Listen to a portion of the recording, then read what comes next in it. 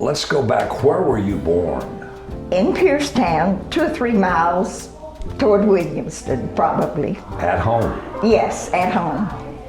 I was born in 36. All right. So late 30s, coming Early out 40s. of the Depression. And into the war. Yes. I don't remember the Depression. You know, everybody seemed happy and everybody loved because we were all related, Yep. as you know.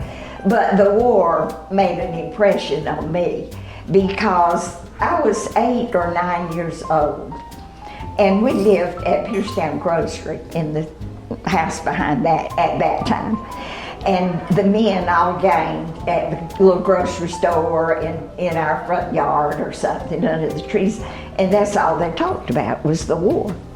And also at church on Sunday night and Wednesday night, the people talked about the war, like, well, so-and-so had a letter from so-and-so, and what did they say? So it was a real somber time. I'm very patriotic today, and I'm in DAR and some of those organizations, and I think it was because the impression that made. Our oldest ancestor, named Wilson, that we have documented, fought in the Revolution, and he was born in 1752. He came from Virginia with the Caldwells, and the Caldwells married the Richies in Virginia, and before, I think one married in Ireland. My grandmother, Caldwell, married a Ritchie, and her sister married Patrick Calhoun, and their son was John C. Calhoun. Then George married a Ritchie, and they lived in the Donalds area, and he ran a tavern or inn or something. And they had 3 children, John, James, and Margaret. My ancestor is the James. These Wilsons, most of them are through James.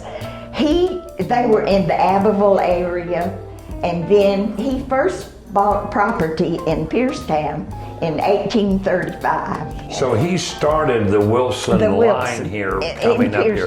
Then all the rest of you are from him. Yes. Okay, there was a post office, and Irby's Garage came along earlier, and of course Piercetown School and Friendship Church.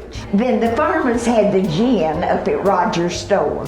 And when you all went shopping, that was a big deal because it took a long time to get to town. Would you go to Greenville or Anderson? Anderson, and parked on the square. And I'll tell you something that I do remember. Kids weren't allowed. Kids didn't go shopping then. They sat in the car. Did they but really? The windows were down, and a policeman or somebody in charge, I don't know how long you had, if it was an hour or 2 hours, but they would mark with chalk on your tire. And if they came back and they saw that chalk, you were in trouble, I guess. But nobody had air conditioning back then, so the windows were down and you could watch everything. When you went downtown, what were some of those stores that you would have shopped in on the square back in the day? Jesse Lewis Gilliard and I went to Anderson Junior High in the 9th grade. We rode the Greyhound bus home. So we would walk from junior high to the bus station, which was probably, 8 or 10 blocks now. And we had some time, so we'd circle the square and go in all the stores, everything. But of course, Gallant Belt was the main thing there. And there was a Cochran's jewelry store close by. Every female senior, they gave a teaspoon in their sterling silver pattern.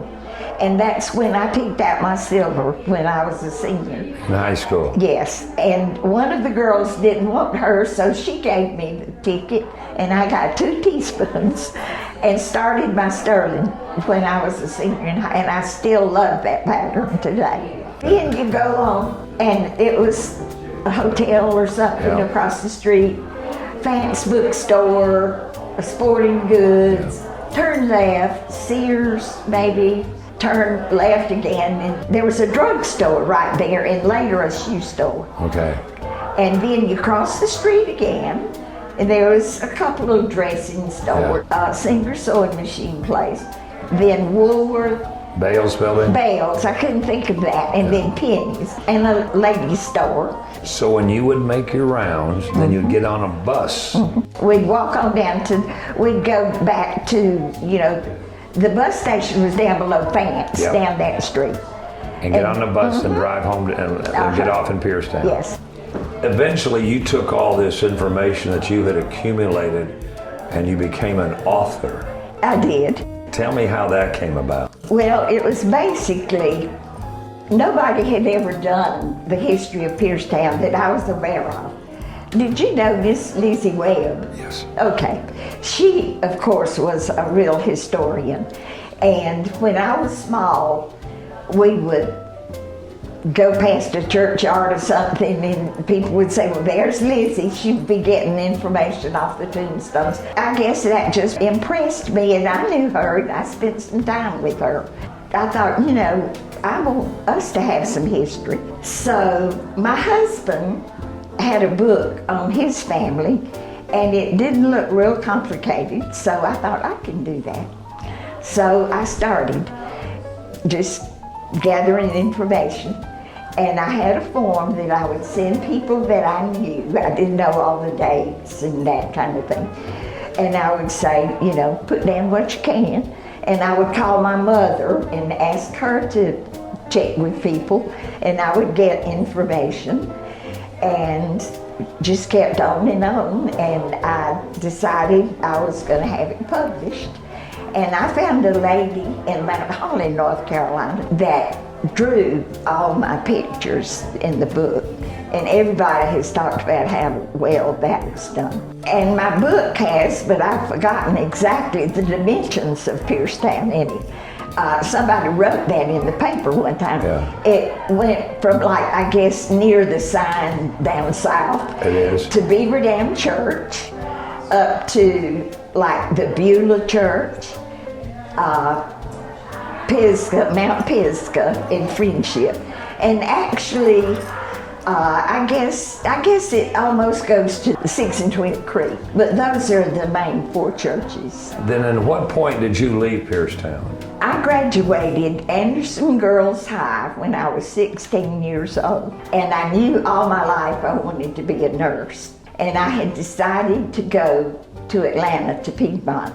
When I graduated nursing school, I came back. I wanted to come back home. So I came back to Piercetown and then worked for Dr. Smith in Williamston. Did you really? Dwight Smith. In fact, he was best man in my wedding. Was he really? But I married a Duke Power man that was working remodeling Lee at that time, Plant Lee. How did you meet him? Dr. Smith introduced us. Did he say, here, I want to introduce you to your future husband? Well, he had said that before I got back, I was told. Well, what was it like working for Dr. Smith? Because, he's a legend in these parts. It was interesting. He was a very good doctor. He was, as they say, before his time. And it was fun. Never a dull moment. He loved Piercetown, too. Piercetown Cousins, Wilson Owens. How'd you come up with that title? Okay. The Owen are my mother's people also, and a lot of others. But my grandfather, Frederick Owen, was born in Virginia and came here through Granville, way out east, North Carolina. He fought in some of the Revolution battles in South Carolina, and I wondered if that didn't urge him to move this way. But he moved here, first bought property here in Piercetown in 1810. Wow. So he came before James Wilson did. I'm told he had 2,000 acres from Friendship almost to Mount Pisgah. Okay. According to Uncle Lawrence Gilliard, who was a historian also. This man had 7 children. 2 of the Owen girls married two of the Wilson boys and had about 15 double first cousins in front of Friendship Church. That's the picture. And so that's where we come from. Also, the Wilson sister married Robert Martin, Lynn Hammond Owens' granddad. Right. Great granddad. Yeah. And so it was two brothers married to sisters, and the third sister was married to Mr. Martin. They all live right there in about 10 blocks of each other.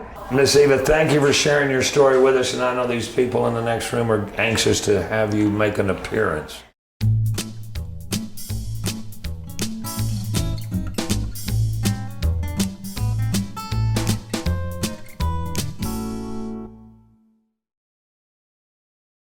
Brought to you by the folks at Anderson County.